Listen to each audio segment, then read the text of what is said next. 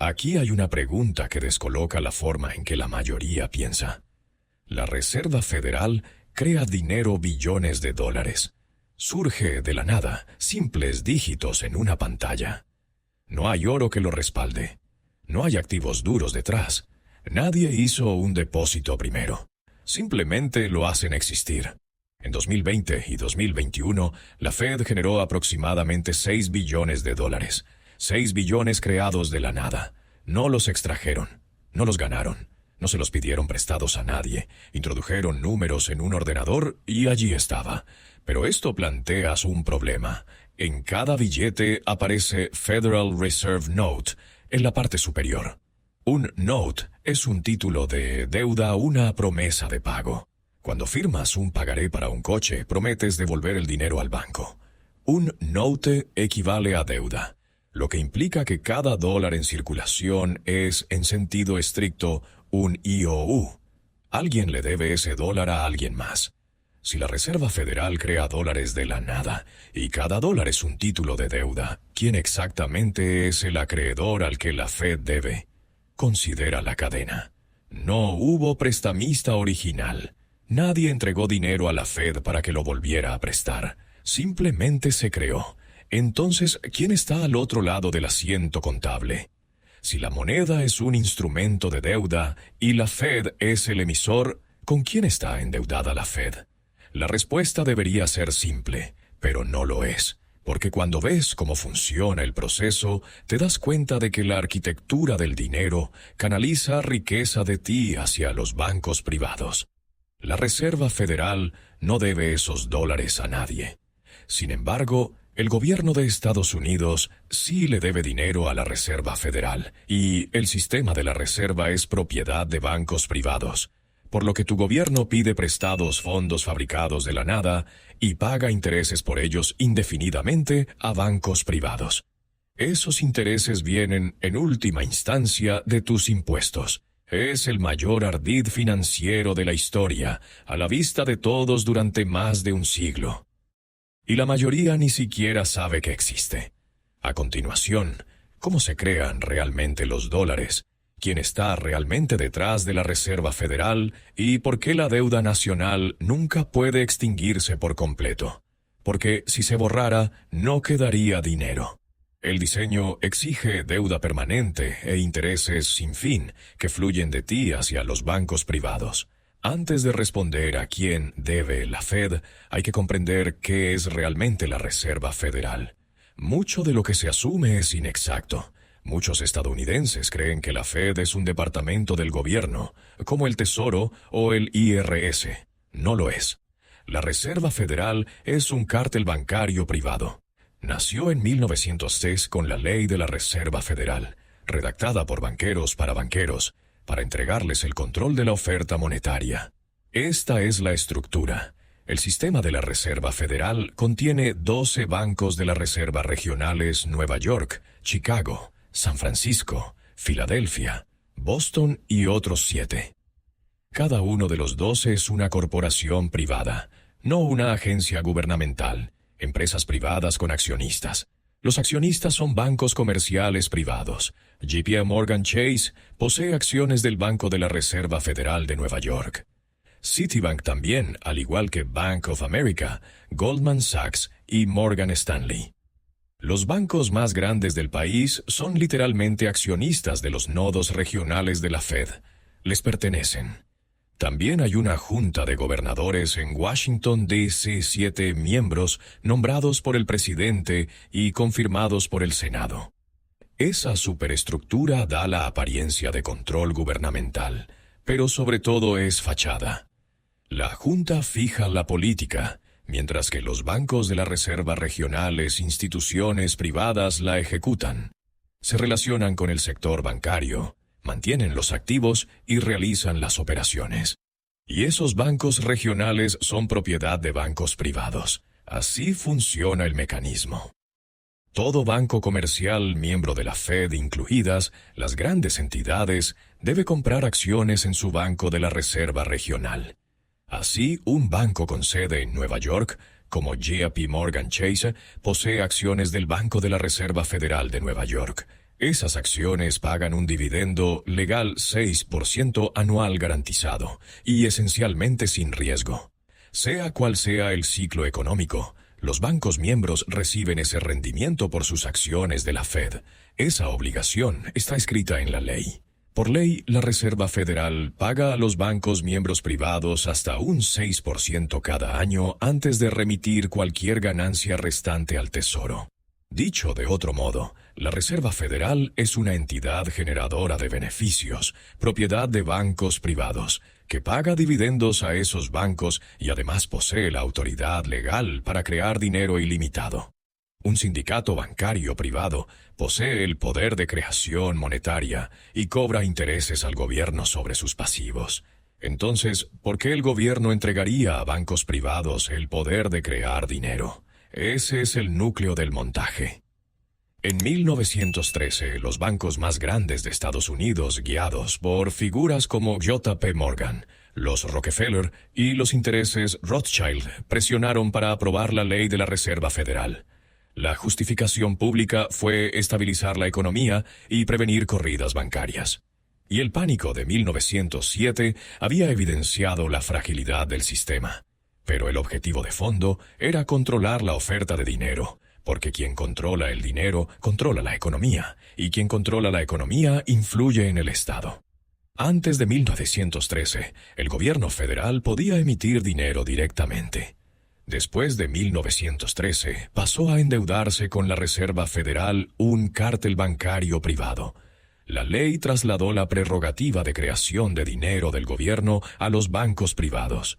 Fue la mayor transferencia de poder en la historia estadounidense, y a la mayoría jamás se le explicó qué cambió. ¿Cómo crea dinero la Fed en la práctica? Los pasos son técnicos, pero iluminadores. Paso 1. El gobierno de EEUU necesita fondos. Supongamos que el Congreso aprueba un presupuesto que requiere 5 billones este año, pero los ingresos fiscales son solo 3 billones. Hay un déficit de 2 billones. El gobierno debe pedir prestados 2 billones. Paso 2. El Tesoro emite bonos promesas de pago con intereses. Subasta 2 billones en treasuries a los compradores, entre ellos gobiernos extranjeros, fondos de pensiones, fondos mutuos, bancos y la Reserva Federal. Paso 3. La Fed decide comprar, digamos, 500,000 millones de esos bonos en el mercado abierto. Aquí está el truco. ¿De dónde saca la Fed 500,000 millones? Podría suponer que ya debe tener ese efectivo de impuestos, depósitos o ganancias previas. No, la Fed simplemente crea el saldo. Operativamente, la Fed abona la cuenta correspondiente en su sistema, añadiendo 500,000 millones al saldo del Tesoro. No se mueve oro. No se venden activos externos. Ningún depositante aporta fondos. Los dólares se inscriben en existencia con una pulsación de teclas. Entonces, ¿quién es dueño de la Reserva Federal? No es conjetura, está documentado. El Banco de la Reserva Federal de Nueva York, el más poderoso de los 12 porque lleva a cabo las operaciones de mercado abierto, pertenece a sus bancos miembros. Los principales partícipes incluyen JP Morgan Chase, Citibank, Goldman Sachs, Morgan Stanley, Bank of America y otros grandes. Estas instituciones no son solo clientes, son propietarias, y la propiedad trae influencia. Cada banco de la Reserva Regional tiene un consejo de 9 directores. 6 son elegidos por los bancos miembros. 3 son designados por la Junta de Gobernadores. Eso significa que bancos privados eligen 2/3 de los directores que gobiernan su banco de la Reserva Regional. Esos directores eligen al presidente regional, y los presidentes regionales se sientan en el FOMC, el comité que fija la política monetaria. Así, los bancos privados ejercen influencia directa sobre la política a través de directivos que ayudan a colocar. El diseño hace girar la influencia de vuelta a los bancos mientras presenta una fachada de supervisión pública. La propiedad de la Fed es deliberadamente opaca. No publican una lista ordenada de accionistas con número de acciones, pero dada la talla relativa y la representación en los consejos, es evidente que los bancos más grandes dominan y se benefician. Por ley, la Fed paga a los bancos miembros un dividendo. Desde 2015, en general, hasta el 6% o el rendimiento del Treasury a 10 años, el menor para los mayores miembros. Aún un pago garantizado y sin riesgo que tiene prioridad sobre las remesas al Tesoro. En 2023, la Reserva Federal generó del orden de $58,000 millones en beneficios. Los bancos miembros recibieron alrededor de $2,000 millones en dividendos. La Fed envió unos $56,000 millones al Tesoro. Pero fíjate en el origen de esos $58,000 millones. Intereses de los bonos que la Fed posee, bonos comprados con dinero creado de la nada. Así, la Fed fabrica dólares, compra deuda pública, acumula intereses sobre esa deuda, paga primero sus costes y dividendos y remite el resto al Tesoro. Es rentabilidad sobre dinero que no costó nada originar. Mientras tanto, el gobierno, es decir, los contribuyentes, debe intereses por esa deuda para siempre. Sigue el flujo desde la creación hasta el cobro para ver cómo la riqueza se mueve de los contribuyentes a los bancos. La Fed conjura $500,000 millones a coste cero. Compra con ellos bonos del Tesoro.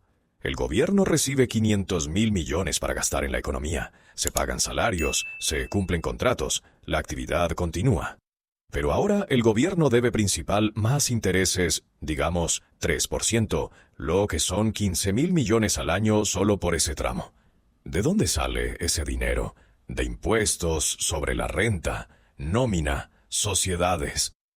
Cada año, más de $1 billón de ingresos federales va a intereses de la deuda nacional. Fondos que podrían destinarse a infraestructuras, sanidad o educación se envían a pagar intereses. Una parte sustancial de esos pagos llega a la Fed. En 2023, la Fed tenía unos 5 billones en treasuries en su balance. Con un cupón medio del 2 a 3%, eso implica aproximadamente $100,000-150,000 millones al año en intereses. La Fed recibe $100,000-150,000 millones del gobierno por bonos comprados con dinero creado de la nada. De esos ingresos, cubre gastos, unos $5,000 millones. Paga el dividendo a los bancos miembros, unos $2,000 millones. Retiene algo como excedente y envía el resto al Tesoro, unos $56,000 millones ese año. El punto no es cuadrar cada partida en un ejemplo simplificado. El punto es que enormes corrientes de intereses nacen de dinero que originalmente no costó nada producir a la Fed. Y esos intereses se financian con tus impuestos. Trabajas y ganas. Se recaudan impuestos. El Tesoro paga intereses a la Fed. La Reserva Federal cobra y los bancos miembros reciben sus dividendos. El camino mueve dinero de tu nómina al gobierno, de allí a la Fed y, en última instancia, a los bancos privados. Esa es la transferencia. Tú trabajas, los bancos lucran. El motor es la autoridad de la Fed para crear dólares y cobrar intereses asociados. Esto continúa desde hace más de un siglo, transfiriendo billones del contribuyente al sistema bancario y es perfectamente legal, porque las normas las redactaron los mismos intereses que se benefician. Ahora, la afirmación que replantea todo. La deuda nacional no puede liquidarse. No solo por fallos políticos o gasto excesivo, sino porque el marco monetario exige deuda continua. Considera la aritmética. Cada dólar existente nació cuando la Fed adquirió deuda, principalmente deuda pública. Cuando la Fed compra un Treasury, crea dólares. Esos nuevos dólares entran en circulación. Ese es el canal de creación. Por lo tanto, cada dólar en circulación corresponde a un pasivo de deuda con la Fed. Si sumas todos los dólares, reflejas la deuda total que los produjo. Imagina que el gobierno intenta pagar toda la deuda nacional. Tendría que recaudar dólares a través de impuestos u otros ingresos y devolver esos dólares a la Fed para amortizar treasuries. Cuando la Fed recibe dólares como pago, anula los bonos y extingue los dólares. El mismo proceso que creó dólares opera en sentido inverso. La base monetaria se reduce exactamente en la cuantía de deuda amortizada. Si se eliminara toda la deuda, en este modelo todos esos dólares regresarían y serían destruidos. El dinero en circulación caería a cero. No habría nóminas, no habría compras, No habría saldos bancarios, el comercio se detendría de inmediato. Por eso la deuda nacional ha tendido al alza cada año desde 1913, salvo un breve intervalo en la década de 1830, antes de que existiera la Fed. La deuda no puede reducirse de forma significativa, porque reducirla destruye dinero. A medida que la economía crece, necesita más dólares circulando. Dentro de esta configuración, la única forma de expandir la oferta monetaria es que el gobierno se endeude más con la Fed, creando más deuda. La exigencia de deuda creciente no es un accidente, es la característica central. Hay otra trampa. Los intereses adeudados no se crean junto con el principal. Supón que la Fed crea 500,000 millones y el gobierno ahora debe 500,000 millones más un 3% anual, o 15,000 millones por año. Solo se crearon los 500,000 millones de principal, los 15,000 millones en intereses no. Esos intereses deben pagarse con dólares ya en circulación, lo que implica que alguien más debe endeudarse para crear esos dólares, o el gobierno debe endeudarse aún más, lo que añade más intereses y exige más endeudamiento. Es una trampa exponencial. Si el principal es 500,000 millones, pero el pasivo asciende a 515,000 millones tras un año, falta un tramo de 15,000 millones. Ese hueco solo puede cubrirse con nueva deuda, que crea más intereses, ampliando el hueco. La deuda crece más rápido que la masa monetaria, porque los intereses no se emiten junto con el principal. Así es como la deuda nacional llega a 36 billones, y aumenta en unos 2 billones por año a pesar de recaudar casi 5 billones en impuestos. Los números no cuadran. No estaban pensados para cuadrar. El andamiaje produce deuda impagable que genera intereses perpetuos, y cada dólar de interés es una transferencia de riqueza del contribuyente a la Reserva Federal y, por extensión, a los bancos que están detrás. Unos pocos presidentes entendieron el arreglo e intentaron cambiarlo. Sus historias no animan. En 1835, Andrew Jackson pagó la deuda nacional, el único presidente que lo logró. Se negó a renovar la carta del segundo banco de los Estados Unidos, el Banco Central de entonces, y lo calificó de corrupto y depredador. Vetó su reautorización. El banco desapareció. Sin un banco central emitiendo dinero basado en deuda, Jackson, con aranceles y ventas de tierras, saldó la deuda. Por un breve periodo, Estados Unidos no tuvo deuda nacional. Lo que siguió fue el pánico de 1837, una fuerte depresión. ¿Por qué? Sin nueva emisión de deuda, la oferta monetaria se contrajo y la economía cedió.